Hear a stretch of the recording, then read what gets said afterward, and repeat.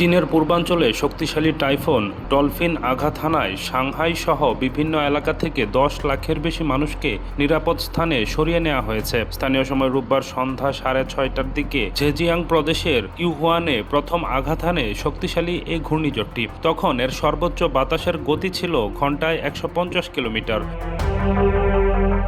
প্রায় 1 ঘন্টা পর ওয়েনছো শহরের কাছে দ্বিতীয়বার স্থলভাগে আঘাত হানে এটি। ঝড়ের প্রবল বৃষ্টি ও ঝোড়ো বাতাসে পূর্ব চীনের যোগাযোগ ব্যবস্থা ব্যাপকভাবে ব্যাহত হয়েছে। শুধু সাংহাইয়ে সোমবার প্রায় 1000 ফ্লাইট বাতিল করা হয়েছে। চীনের আবহাওয়া কর্তৃপক্ষ এর আগে ডলফিনকে বছরের সবচেয়ে শক্তিশালী ঝড় হিসেবে উল্লেখ করে সর্বোচ্চ মাত্রার লাল সতর্কবার্তা জারি করেছিলেন।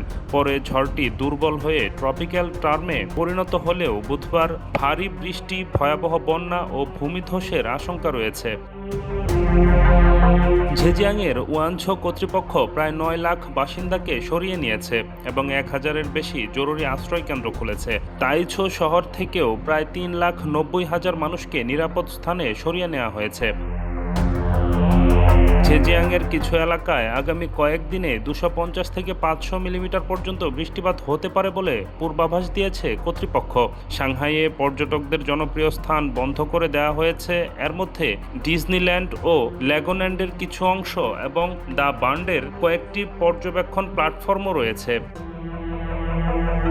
এদিকে ঝেজিয়াংয়ের ওয়াংলিংয়ে 9 বছরের এক শিশু সমুদ্রে ভেসে গিয়ে নিখোঁজ হয়েছে বলে রাষ্ট্রীয় গণমাধ্যম জানিয়েছে। তবে চীনা কর্তৃপক্ষ এখন পর্যন্ত কোনো মৃত্যুর খবর দেয়নি।